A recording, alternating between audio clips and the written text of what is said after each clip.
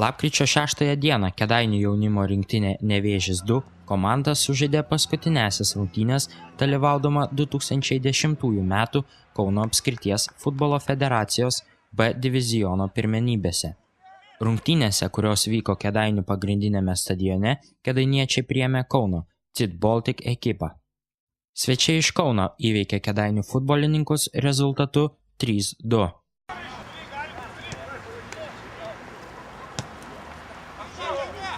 Kėdainietis LT.